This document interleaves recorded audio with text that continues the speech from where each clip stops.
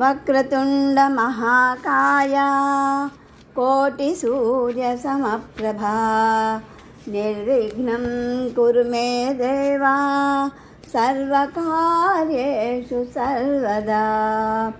గురు బ్రహ్మా గురుర్విష్ణు గురుర్దేవో మహేశ్వరః గురుర్ సాక్షాత్ పరబ్రహ్మ తస్మై శ్రీ గురవే నమః. ఓం మహాసరస్వత్యై నమః. ఓం శ్రీకృష్ణాయ నమః. పరమపూజ శ్రీ ఏకనాథ్ మహారాజ్ జీవిత చరిత్ర 4వ అధ్యాయం. ముందుగా శ్రీ గురుని స్తుతి చేసుకుందాము. ఓం పూజాయ విఠలానందాయ సర్వధర్మరతాయ చ భజతాం దత్తావధూతాయ నమతాం వల్లభాపురవాసినే. మూకం కరోతి వాచాలం భంగుం లంఘయతే గిరిం యత్కృపాతమహం వందే పరమానందమాధవం. బ్రహ్మానందం పరమసుఖదం కేవలం జ్ఞానమూర్తిం ద్వంద్వాతీతం గగనసదృశం తత్వమస్యాదిలక్ష్యం ఏకం నిత్యం విమలచమలం సర్వదీ సాక్షిభూతం భావాతీతం త్రిగుణరహితం తద్గురం తం నమామి. ఓం గురుదత్తాత్రేయాయ నమః. ఓం శ్రీ గురుభ్యో నమః.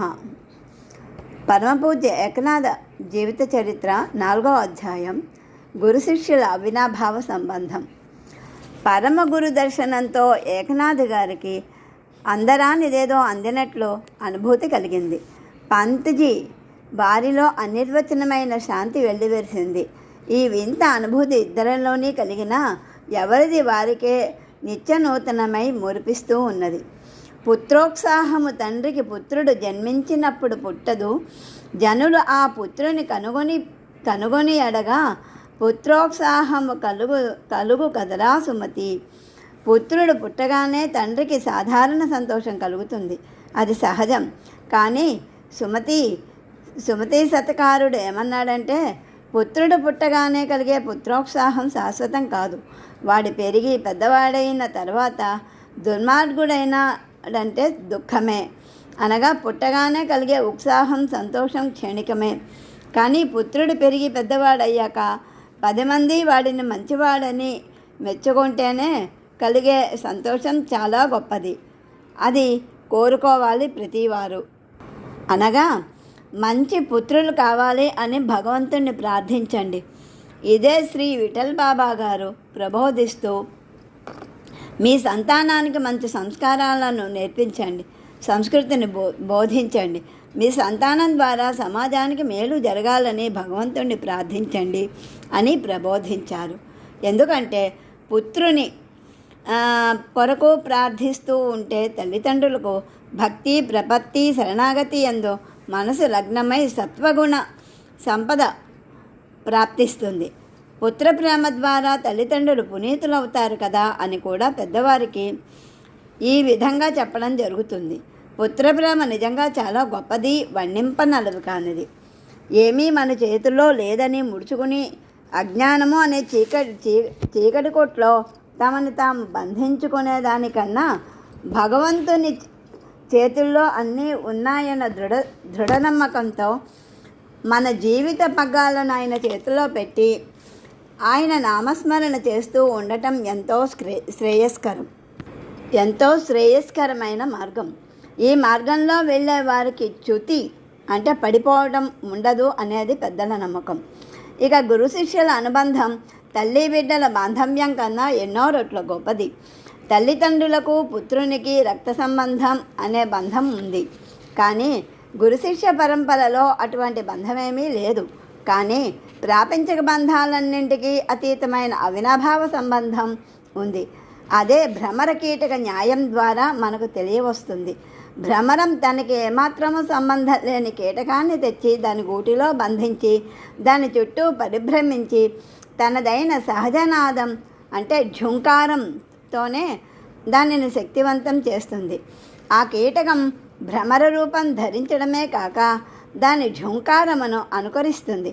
మరలా అదేవిధంగా కీటకాన్ని బంధించి భ్రమరమును తయారు చేసే గుణాన్ని కూడా పొందుతుంది. ఇది సృష్టిలో విచిత్రం. అంతేకాదు మూలాతి మూలమైన తత్వం కూడా చెప్పాల్సి ఉంటుంది. అదే రహస్యం గురు శిష్యుల పరంపరకు ఆధారం.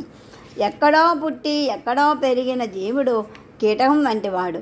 ఒకచోట నిలకడగా ఉండగా పరిభ్రమిస్తూ ఉండే భ్రమరం లాంటివాడే సద్గురుదేవుడు. ఈ ఇద్దరి మధ్యన అనుసంధానము భగవంతుని ఆవేదనతో మాత్రమే జరుగుతుంది.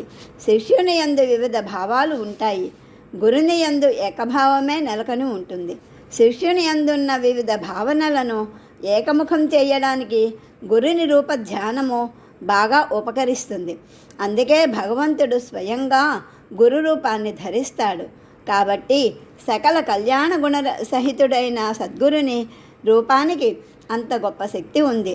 ఆ రూప ధ్యానంతోనే గురుడు గురుతత్వాన్ని అవగాహన చేసుకోగలుగుతాడు.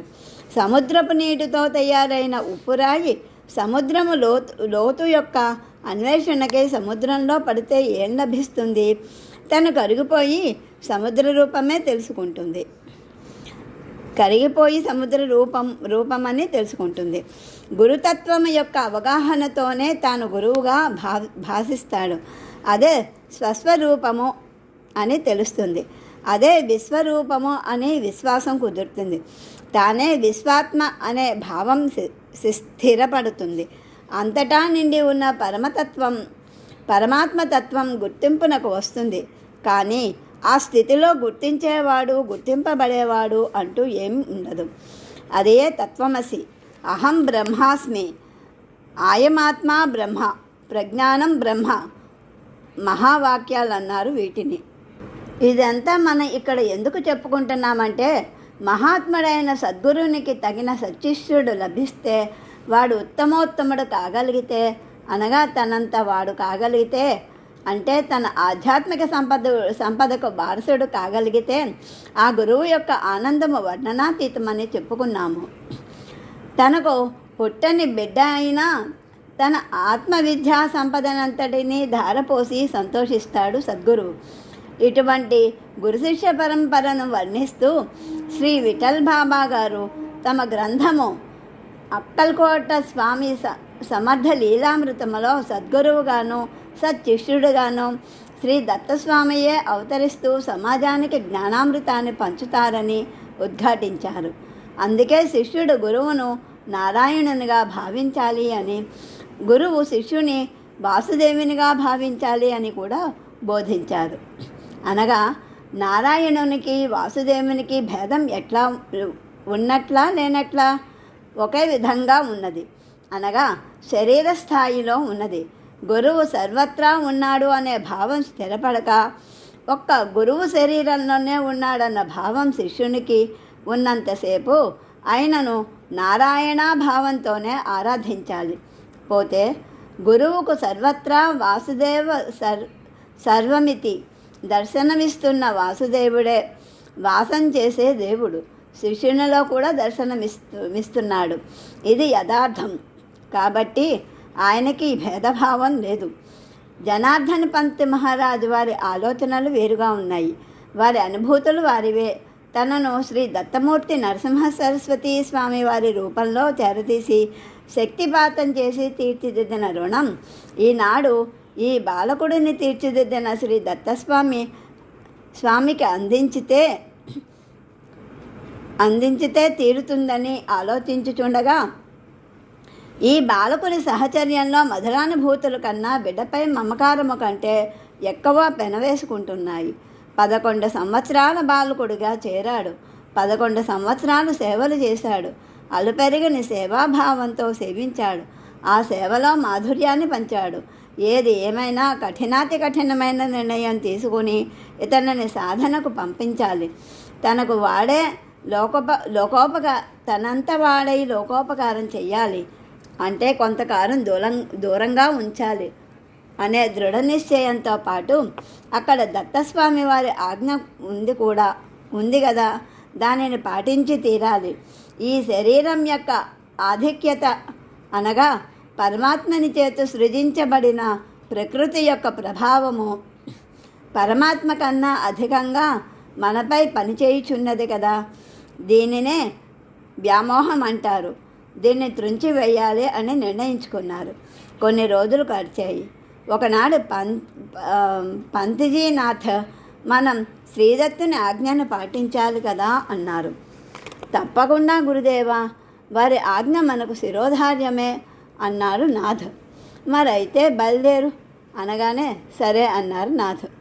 నీవు ఒక్కడివే వెళ్ళిపోవాలి అనగానే గతుక్కుమని నాథగారు ఎక్కడికి గురుదేవా అని అడిగారు అమాయకంగా. నాకు దూరంగా, చాలా దూరంగా అని పంతజీ మాటలు చెవిపడుతూనే తటాలను వంగి ఆయన పాదాలు పట్టుకుని, నేనేమి తప్పు చేశాను గురుదేవా, నన్ను మన్నించండి. నా తప్పులకేమి శిక్ష విధించినా, కొట్టినా, తిట్టినా, కొరత వేసినా మీ సన్నిధికి దూరం చెయ్యొద్దు. నాకు తల్లి, తండ్రి, గురువు, దైవం అన్నీ తమరే అంటూ భోరున ఏడసాగాడు నాథ్. ఆయన భుజాలు పట్టి లేపి తన అక్కును చేర్చుకుని పంత్ మహారాజు తమ బోధనంతా లోలోన దిగమింగుచు బాధనంతా పంత్ మహారాజు తన బాధనంతా లోలోన బింగుచు ధైర్యం వహించు. ధైర్యము, సాహసము, చురుకుదనము, కుశాగ్రబుద్ధి, సుఖదుఖాలయందు సమభావము, సహనశక్తి ఇవన్నీ సాధకునకు ముఖ్యంగా ఉండవలసిన లక్షణాలు. మనం శ్రీ భగవద్గీతలో అంటే జ్ఞానేశ్వరిలో ఎన్నిసార్లు చదివామో, బేలతనము అనేది పనికిరాని గుణము, దాన్ని దరిచేరనీయకు. ఇక్కడ నా సేవలు పూర్తయ్యాయి. శ్రీ దత్తుని ఆజ్ఞానుసారము నీవు కొంతకాలం కఠోర సాధన చేసి తీరాలి. ఆ సమయంలో నిన్ను ఆయనే కాపాడుకుంటాడు. నీవు నాకొక్కడికే ఉపయోగపడితే సద్గురునాథుడు సంతోషించాడు. లోకానికంతటికీ నీ నుండి ఉపకారం జరగాలి అనేది ఆయన ఆకాంక్ష. దానికే మనం బద్ధులం కావాలి. నిన్ను వదిలి నేను కూడా ఉండలేని విధంగా నువ్వు నాలో ముద్ర వేసుకున్నావు. ఇప్పుడు నాలో నీవున్నావు, నీలో నేనున్నాను, అవునా కాదా అంటూ ప్రశ్నించారు. గురువుల మాటలు వినవలసినదే కానీ ఎదురు చెప్పతరమా ఎవరికైనా? గురువాజ్ఞ పాలించని వారికి ఊరికే దుర్గతి అని చెప్పగా గురుగీతలో శివుడు వాడికి కొన్ని కోట్ల కీటక జన్మలు ప్రాప్తిస్తాయి అని చెప్పాడు. ఆ విషయాన్ని ఎవ్వరూ మర్చిపోరాదు. నాథగారు కళ్ళు తుడుచుకొని గురుదేవుల వెన్నుపై ఆప్యాయతతో చరిచే ఒక్కొక్క దెబ్బకు ధైర్యం, సాహసాది గుణాలన్నింటినీ పుణికిపుచ్చుకున్నాడు. గురుదేవ, దత్తస్వామి యొక్క ఆజ్ఞ మన ఇరువురికే కాదు, ప్రపంచంలో ప్రతి జీవికి శిరోధార్యమే. తమరేమి చెప్పితే నేను ఆ విధంగానే నడుచుకుంటాను. కరిష్యే వచనం తవ. గీతాచార్యుని బోధనంతా విన్నాక అర్జునుడేమన్నాడంటే, నీవు చెప్పినట్లే చేస్తాను భగవాన్ అన్నాడు. నాథగారు అలాగే అన్నారు. ఇప్పుడు మరి నన్ను ఎక్కడికి పోమంటారో, ఏం చెయ్యమంటారో సెలవు ఇవ్వండి అన్నాడు నాథ్. పంత్జీ ఇలా చెప్పారు. ఇక్కడికి 4 రోజుల దూరంలో సూర్యభంజన అనే కొండ ఉంది. దానినే సూర్యకుంజ్ అని కూడా అంటారు. దానిపై ఏకాంతంగా తపస్సు సాగించు. నువ్వు దృఢంగా ఒక నిర్ణయం తీసుకొని భగవత్ సాక్షాత్కారం అయ్యే వరకు తిరిగి రాను అని ప్రతిజ్ఞాపూర్వకంగా చెప్పి బయలుదేరు అన్నారు. గురువుల పాదాలంటి నమస్కరిస్తూ తమరు చెప్పిన విధంగా భగవంతుని సాక్షాత్కారం పొందక తిరిగి రాను అని ప్రతిజ్ఞ చేస్తున్నాను. మీ ఆశీర్వాద బలంతో నా ప్రతిజ్ఞ నెరవేరుగాక అని మ్రొక్కి లేచాడు. గురుదేవులు విజయీభవ అని ఆశీర్వదించారు. వారి ఆజ్ఞ తీసుకొని బయలుదేరాడు నాథ్. గురువుల సమక్షంలో ఆనందమే నిరంతరం కావాలంటే గురువు యొక్క సర్వవ్యాపక స్థితి అయిన అపార విశ్వాసం కుదరాలి. అది కుదరాలంటే ముందు గురువాక్కుల యందు గురి కుదరాలి. గురి కుదిరితేనే కానీ గుర్తు తెలియదు అన్నారు మహాత్ములు. ఈ సందర్భంలో ఒక గురు శిష్యుల కథ శిష్యులకు ఎందుకో ఉపకరిస్తుంది కాబట్టి ఇక్కడ చెప్పుకుందాం. పూర్వం సర్వసిద్ధి అనే గురువును స్థానుడు అనే శిష్యుడు కొంతకాలం సేవిస్తూ ఉండేవాడు. ఈ గురు శిష్యుల పేర్లలోనే విచిత్రార్థం ఇమిడి ఉంది. సర్వసిద్ధి ప్రదాయకుడేమో గురువు, స్థానువు అంటే అర్థం కదలక లేనిదని, అర్థం కదలక లేనిదని, శిలయని అర్థం ఉన్నది. అంతేకాక బ్రహ్మమనే అర్థం కూడా ఉన్నది.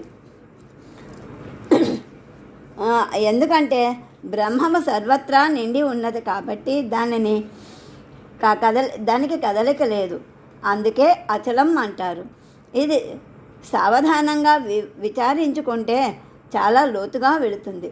ఇప్పుడిక్కడ మనం స్థాను అనే పదానికి తమ నిర్ణయంపై చలనం లేనివాడనే అర్థం వెళుతుంది. ఇప్పుడిక్కడ అర్థం తీసుకుంటే సమంజసంగా ఉంటుంది. అంటే తన అభిప్రాయమే సరైనది అనే పట్టుదల కలవాడు. ఇలాంటి వారు చాలామందే ఉంటారు. అందువల్లనే వాద ప్రతివాదాలు సర్వత్రా జరుగుతున్నాయి. ఒకనాడు గురువుగారు శిష్యుని చేరబిలిచి, నాయనా, నీ సేవలతో నేను తృప్తిపడ్డాను. నా వద్ద సకల విద్యలు సకల మంత్రాలు సిద్ధించి ఉన్నాయి. సకల మంత్రాది దేవతలు పిలిస్తే పలుకుతారు. చతుర్విధ పురుషార్థాలు సిద్ధించే మార్గాలు బోధించగలను. నీ యందు ప్రసన్నుడనైనాను.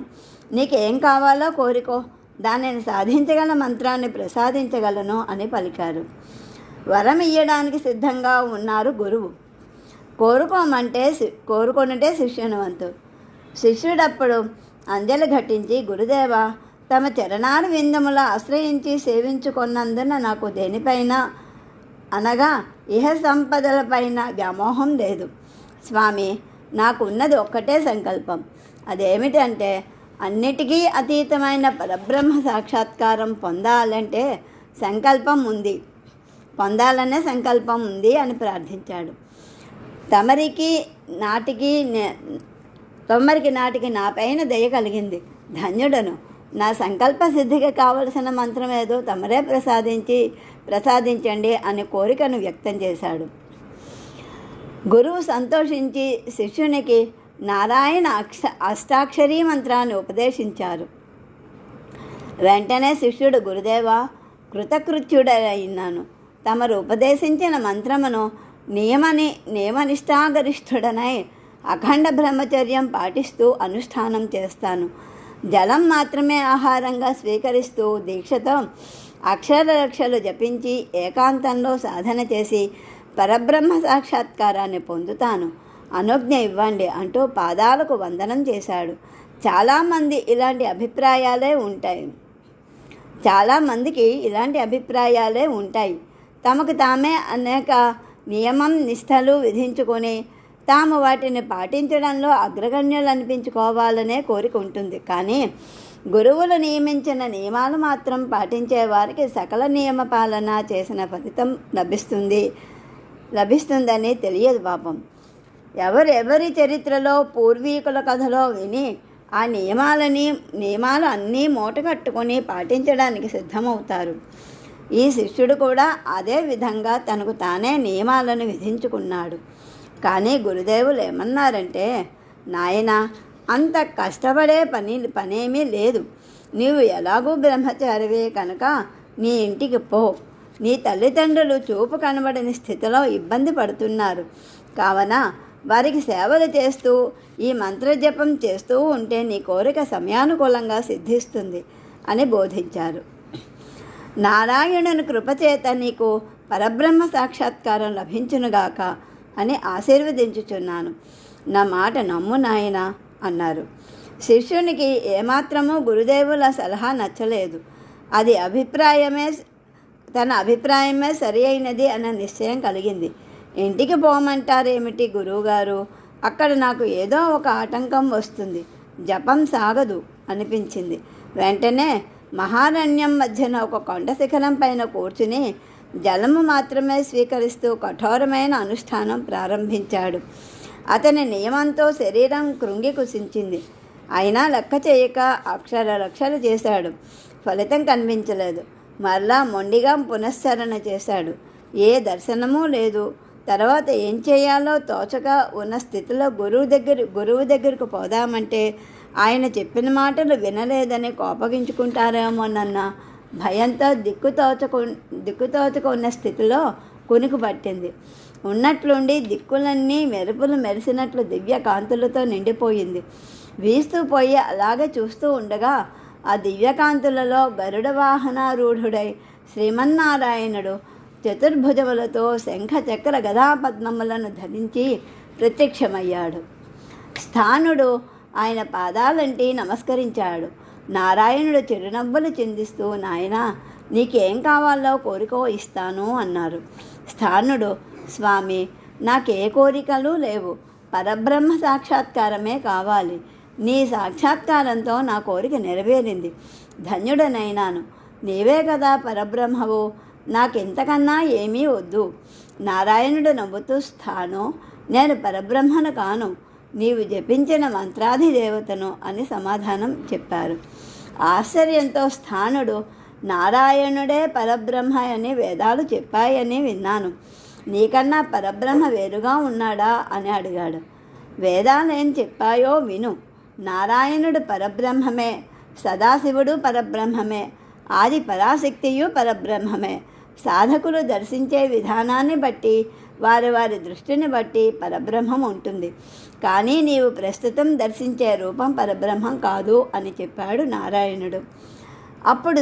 అప్పుడు స్థానువు, స్వామి, నేను కోరింది పరబ్రహ్మ దర్శనం కదా, మరి తమరెందుకు వచ్చారు అనగా, నీవు జపించిన మంత్ర ప్రభావం వలన ఈ రూపం నీవు దర్శిస్తున్నావు అని సమాధానం చెప్పారు.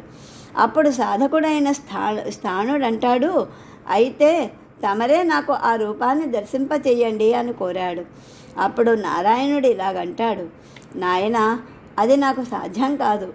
ఆశ్చర్యం రెట్టింపై స్థానుడు, దేవదేవ, తమరికి కూడా సాధ్యాసాధ్యాలు ఉంటాయా అని విస్తుపోతూ అడిగాడు. అప్పుడు నారాయణుడు, ఉంటాయి నాయనా, తప్పకుండా ఉంటాయి. ఎందుకంటే నీ సాధనా విధానమే దానికి ఆటంకంగా నిలుస్తుంది, చేయగలిగేదేముంది అన్నారు. స్థానుడు నిరాశ నిస్పృహలతో, తమరే ఇలా సెలవిస్తే మరి నాకు సహాయం చేయగల వాళ్ళు ఎవరు? నా కోరిక ఎలా తీరుతుందో చెప్పండి అని ఖిన్నుడై ప్రార్థించాడు. అప్పుడు నారాయణుడు ఇలా సెలవిచ్చాడు, నాయనా, నీ కోరిక తీర్చగల సమర్థుడు ఒక్కడే, అతడే నీ గురువు. నీకు తెలిసిన దేవుడు అతనే. గురువే బ్రహ్మ, గురువే విష్ణువు, గురువే మహేశ్వరుడు, మరియు సాక్షాత్తు పరబ్రహ్మము. దేవుని రూపంలో నీకు అందుబాటులో ఉంటూ సర్వ సందేహాలను తీరుస్తూ ఆయన మార్గదర్శనం చేయించేవాడే గురువు. అందరికీ మార్గదర్శనం చేయించేవాడే గురువు. అందని తత్వాన్ని గురువు రూపంలో అందరికీ అందించి అందులో నేనే నివసిస్తున్నాను. ఆ గురువాజ్ఞ లేనిదే నీ మనసు నిన్ను పరబ్రహ్మంగా అంగీకరించదు. గురువునే విశ్వసించినవాడు, గురువాజ్ఞనే పాటించినవాడు లక్ష్యాన్ని ఎలా సాధించగలడు? నీకు పరబ్రహ్మ సాక్షాత్కారం చేయించడానికి నీ గురువే సమర్థుడు. ఆ శక్తి ఆయనకే ఉంది, కానీ నాకు లేదు. ఎందుకంటే నేను అందులో ఒక భాగమును మాత్రమే. గురువు కన్నా నారాయణుడు అధికుడు అని, నారాయణుని కన్నా పరబ్రహ్మ అధికుడని నీ అభిప్రాయం. ఈ భావనను అనుసరించి ఆయన నీకు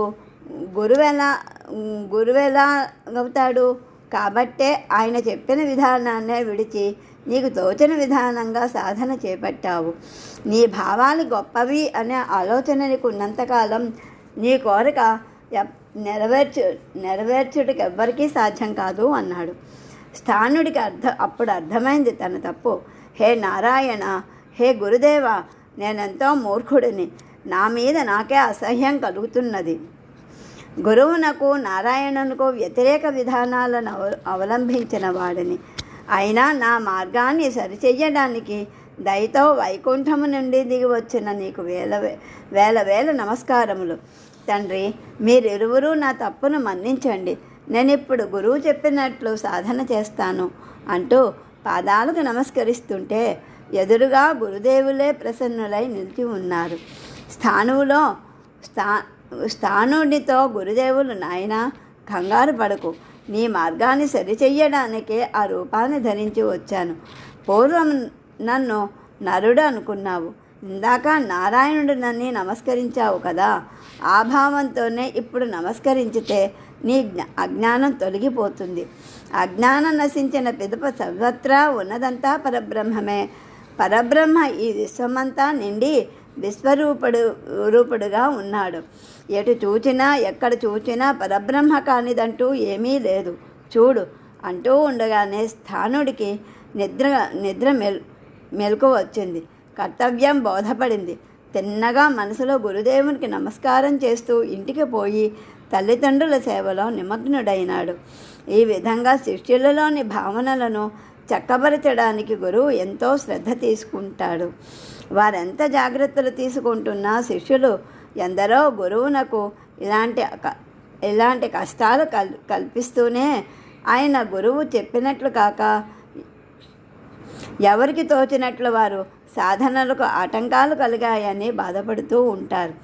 నాథ్ మహారాజు అలాంటి వాడు కాదు. గురువు చెప్పినట్లే తన నిర్ణయము అని భావించాడు. నాథ్ మహారాజు తపస్సు చేసిన సూర్యకుంజ్. నాథ్ గారిని సర్వోత్తమ యోగపూర్ణుడిగా తయారు చేయాలనే సత్సంకల్పంతో శ్రీ జనార్దన పంత్ గారు విజయస్తు కళ్యాణమస్తు అంటూ ఆశీర్వదించి హృదయపూర్వకంగా వీడ్కోలు చెప్పారు. వారి ఆశీస్సులే రక్షణ కవచం వల్లే నాథ మహారాజు వారికి పనిచేశాయి. వారు ఏ సామాగ్రి లేకుండానే ఒంటరిగానే ఆ కొండపైకి ఎక్కి అక్కడ చూశారు.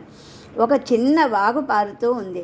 ఎంతో ఆహ్లాదకరమైన వాతావరణం, తన తపస్సుకి ఎంతో అనువైన చోటు అని సంతోషమయ్యింది. అడుగడుగునా గురుదేవుల ఆశయాలే గుర్తు చేసుకుంటూ ధ్యానముద్రలో కూర్చున్నాడు. ఆ విధంగా ఒక రోజంతా ధ్యాన నిమగ్నుడై ఉండగా అతడు మేకలు కాచుకునేవారు కొందరు ఆవులను మేపుకునేవారు కొందరు, కట్టెలు కొట్టుకునేవారు కొందరు చూచారు. ఇంత చిన్న వయసులో ఈ కుర్రాడు ఇంత నిశ్చలంగా కూర్చుని తపస్సు చేసుకుంటున్నాడు. ఇతనికి మనం ఎంతో కొంత సహాయపడుట మన ధర్మము అని నిర్ణయించుకున్నారు. మర్నాడు ఉదయానికల్లా ఆ వాగు పక్కనే చెట్టు కింద ఒక పర్ణకుటీరం ఏర్పాటు చేశారు. దాన్ని కొన్ని కందమూలాలు తవ్వి తెచ్చారు. వాటిని కాల్చి అక్కడ ఉంచారు. కొన్ని ఆవు పాలు తెచ్చి సిద్ధంగా పెట్టుకున్నారు. నాథ్ గారు ఎప్పుడు ధ్యానం నుంచి బయటికి వస్తారా అని కనిపెట్టి ఉండి ఉన్నారు. ఆయనలో కదలికలు గమనించి మెల్లగా, స్వామి, ఇంత చిన్న వయసులో నీవు ఈ విధంగా తపస్సు చేస్తున్నావు, మాకందరికీ ఎంతో వింతగా ఉంది. కానీ మేము సమర్పించే ఈ స్వల్ప సేవలను మీరు అంగీకరిస్తేనే కానీ మేము ఇళ్లకు పోము అంటూ పట్టుబడ్డారు. నాథ్ గారు వారిలో, ఎందుకు ఇవన్నీ, నాకు అవసరమైనవి నేను చేసుకోగలను, మీకెందుకు బాబు ఇంత శ్రమ అని వారిని వారింపచూశారు. కానీ వారు, ఎట్టి పరిస్థితుల్లోనూ మేము ఒప్పుకోము, ఏమైనా సరే మా సేవలు మీరు కాదనకూడదు అని ప్రార్థించారు. నాథ్ మహారాజు వారి ప్రేమకు లొంగవలసి వచ్చింది. సరే, నా ధ్యానానికి ఏ విధంగా భంగం కలిగించకుండా అయితే మాత్రమే నేను మీరిచ్చినవి భగవత్ ప్రసాదంగా స్వీకరిస్తాను. అది నాకు ఎంతవరకు అవసరమో అంతవరకే స్వీకరిస్తాను. నన్ను ఏ విధంగానూ బలవంతం చెయ్యరాదు అని వారి దగ్గర మాట తీసుకున్నారు. ఎందుకంటే సత్కార్యానికి సహకరించే వారిలో విఘ్నాలు కల్పించే వారెవరో బుద్ధిమంతులైన వారు విచారించుకోవాలి. నాథ్ మహారాజు సంకల్పించిన తపస్సు పరమార్థ సాధన కొరకు కదా. నిజంగా భగవంతుడే ఈ విధంగా ప్రేరణ ఇచ్చి ఉండాలి. లేకుంటే వారెవ్వరో తానెవ్వరో తనకి ఈ విధంగా సాయం అందించాలని వారికి ఎందుకు బుద్ధి పుట్టింది అని యోచించగా శ్రీమద్ భాగవతంలో బాలధ్రువుని కథ జ్ఞప్తికి వచ్చింది. బాలధ్రువుడు తండ్రి తొడపై కూర్చుండడానికి పోగా సవితి తల్లి రెక్కపెట్టి లాగి కిందకు దించివేసి, నీకు నీ తండ్రి ఒడిలో కూర్చునే యోగ్యత లేదు, పో అంటుంది. ఏడుస్తూ ధ్రువుడు తల్లికి విషయం చెప్పగా, నాయనా, ఆ దేవదేవుడైన శ్రీమన్నారాయణుడే అందరికీ తండ్రి. ఆ తండ్రి దయకై తపస్సు చెయ్యాలని చెప్పగానే అలా అడవిన బడి పోతున్నాడు. భక్తులు భావాలకు అనుగుణంగానే అనుగ్రహం కూడా లభిస్తూ ఉంటుంది. ధ్రువునికి ముందుగా బ్రాహ్మణ రూపంలో దేవర్షి నారదులు ఎదురై, నాయనా, నీవెవ్వరు అని ప్రశ్నిస్తారు. అయ్యా పెద్దలు, తమకు నమస్కారములు. నా దారిన నన్ను పోనీయండి. నేను ఎవరినైతే మీకెందుకు? తమరెవరో తెలపకుండా నన్ను ప్రశ్నించుట పద్ధతి కాదు. ముందుగా తమర పరిచయం చేసుకొనుటకు సజ్జనుల లక్షణం అన్నాడు. అయినా నా అవసరం తీర్చేవాడు శ్రీమన్నారాయణుడు తప్ప మరెవ్వరూ కాదు అని మా తల్లి చెప్పింది. కాబట్టి దారిన తమరు వెళ్ళండి అన్నాడు. అంతటా దృఢ నిశ్చయుడు సత్యసంధుడు అయిన ఆ బాలుని ఎదుట నారదుడు మారురూపమును నిలబడలేదు. స్వస్వరూపముతో నిలిచి, నాయనా, నేను నారద మహర్షిని. నీకు కావలసిన సహాయం అందించడానికే వచ్చాను అన్నాడు. బాలధ్రువుడు సాష్టాంగ నమస్కారం చేశాడు. హే నారద మహర్షి, నా దారికి అడ్డు వస్తారేమో అని నేను కఠినంగానే మాట్లాడాను. నన్ను మన్నించండి అన్నాడు. ఆ నారదముని చిరంజీవి, నీ సత్సంకల్పం సిద్ధించాలంటే నీకు ఇప్పుడు నారాయణ ద్వాదశాక్షరీ మంత్రాన్ని ఉపదేశిస్తాను. తద్వారా నీ కోరిక సఫలమవుతుంది. అక్కడనే దగ్గరలో నుండే నదిలో మాచరింపచేసి దివ్య మంత్రోపదేశం చేసి అతడనే కూర్చుండి తపస్సు చేయమని సంకల్ప సిద్ధిరస్తు అని దీవించి మరీ వెళ్ళారు. ఈ కథంతా తలుచుకున్నాడు నాథ మహారాజు. తమ సంకల్పానికి దోహదకారకులు ఎవరో వ్యతిరేకులెవరో తెలిసి వారిలో స్నేహం చేస్తే చెరుపు లేదని నిశ్చయించుకొని అప్పుడు ఆ గొల్లవారి సేవలకు అంగీకరించటం జరిగింది. తపస్సు కానీ, ధ్యానం కానీ, జపం కానీ, మంత్రానుష్ఠానము కానీ నేను చేస్తున్నాను అని భావిస్తే అందులో అహంభావం దాగి ఉంటుంది. నాథ మహారాజు వారు అప్పటికే కామ, క్రోధ, లోభ, మోహ, మదమాత్సర్యాలను తమో గుణములైన ఈర్ష్యా, అసూయలను, రజోగుణముల సంబంధమైన కోరికలను దూరీకరించుకొని ఉన్నారు. మన ధన ప్రాణములన్నీ గురుసేవ కల్పితం చేసినప్పుడు సాధారణంగా పంచభౌతిక శరీరం వలన కలిగే భావాలన్నీ పరిశుద్ధమైనాయి. ఇప్పుడు తపస్సు దానికంటే తన వలన లోకానికి ఏదో ఉపకారం జరగాలని దైవాజ్ఞ. అందుకు తాను పొందవలసిన పరిణతి కొరకు గురుదేవులను ఆజ్ఞాపించారు. కావున వారి ఆజ్ఞ మేరకు తాను సాధించవలసి ఉన్నది. కోరిక, ఆకాంక్ష, ఆశయము, ఆలోచన తనకంటూ ఏం లేవు. అన్నీ గురుదేవులవే.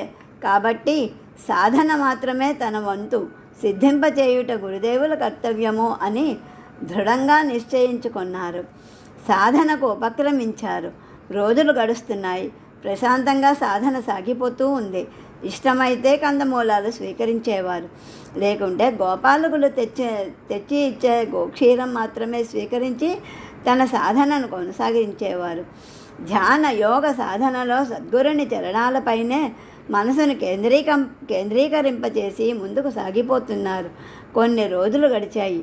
రోజు రోజుకి మానసిక, ఆధ్యాత్మిక యోగానుభూతులు వింత స్థాయిలో నూతనోత్సాహాన్ని కలిగిస్తున్నాయి.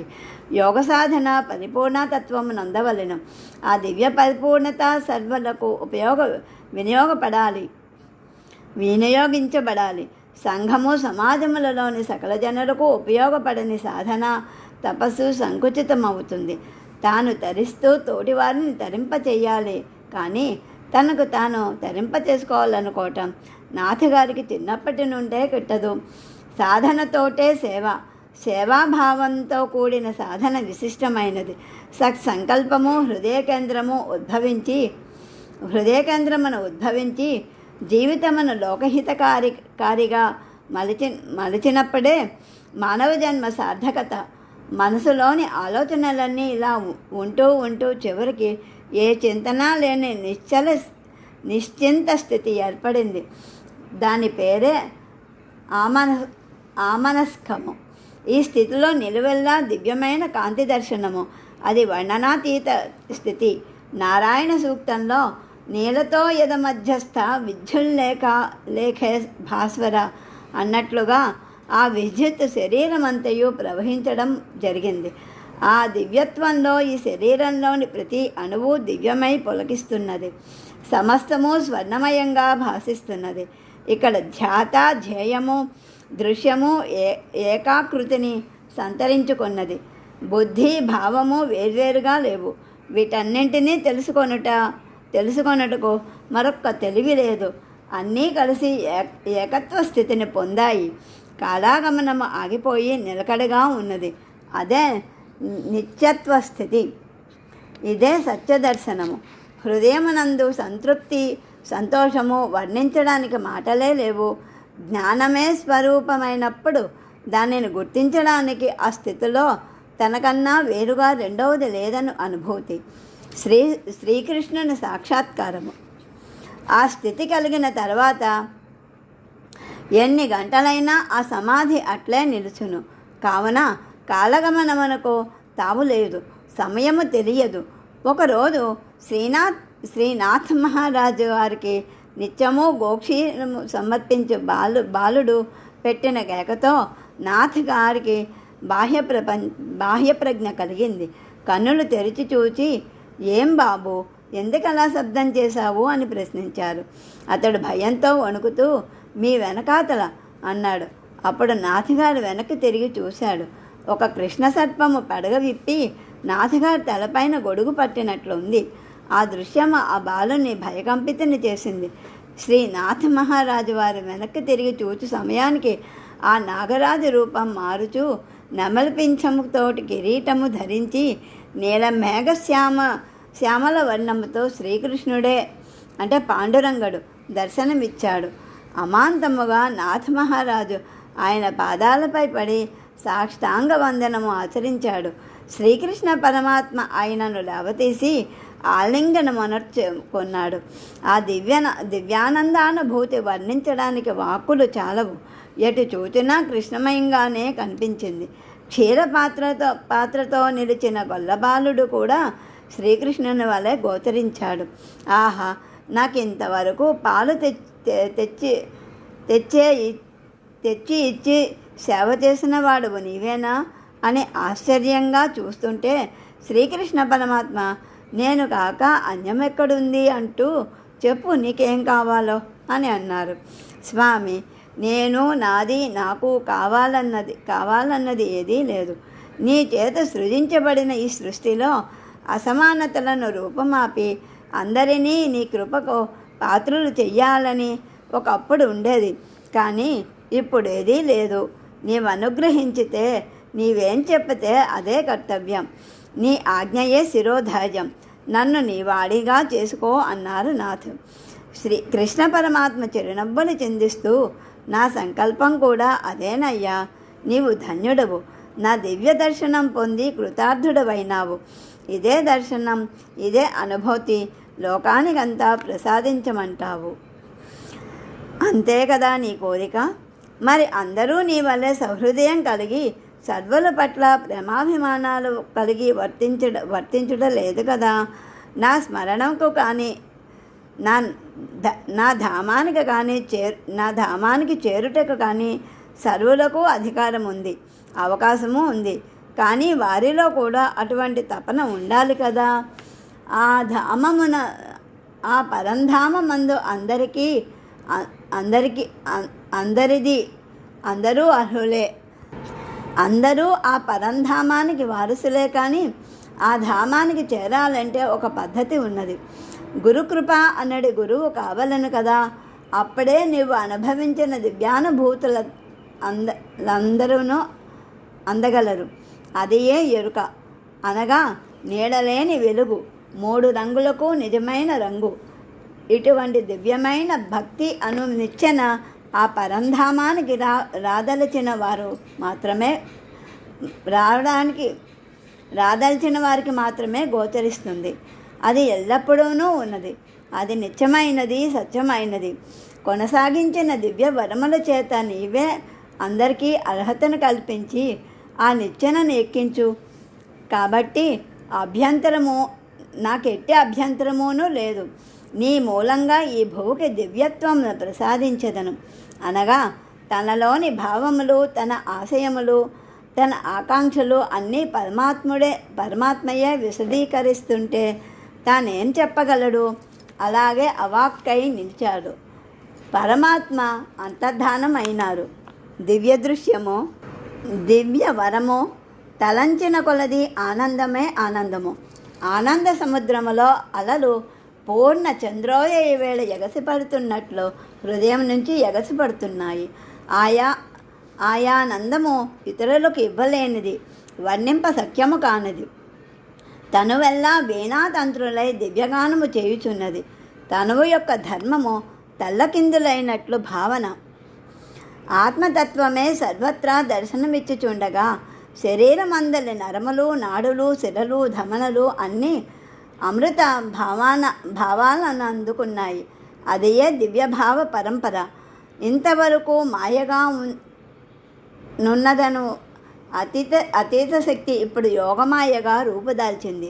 పరమాత్మ వాక్కు నీ మూలమున ఈ భూకి మేలు జరుగుగాక అన్న వాక్యాలు చెవిలో రింగుమన్నాయి. చాలు స్వామి, చాలు అనుకున్నాడు.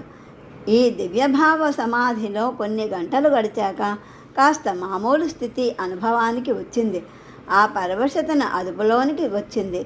అకస్మాత్తుగా అక్కడ తన గురుదేవుల సాక్షాత్కారం కలిగింది. సాష్టాంగ వందనమాచరించి, ఆహా గురుదేవా, తమరిక్కడికి వచ్చితిరా, నేనే మీ దర్శనానికి రావాలనుకున్నాను. శ్రీకృష్ణ పరమాత్మ అంటే పాండురంగడు దర్శనమిచ్చాడు. ఆహా, ఏమి ఆ అపురూప సౌందర్యము! నా ఆకాంక్షలు ఏకరువు పెట్టి నా సంకల్పము నెరవేరునని చెప్పారు. అంతేకాదు దేవా, గురుకృప అనే గుర్తు తెలిసిన వారికే వారి దర్శనము సాధ్యము అని చెప్పారు గురుదేవ. నా యందు తమరి కృపా విశేషము ఉన్నందునే నాకు ఈ దివ్య దర్శన ప్రాప్తి కలిగిందని నమ్ముతున్నాను. గురుదేవ, ఇంకొక విషయమును తెలుసుకొనగలిగాను. గురువులు పరమాత్మను దర్శింపచేస్తారు. పరమాత్మ గురుచరణ సన్నిధిని చూపుతారు. గురువు పరమాత్మ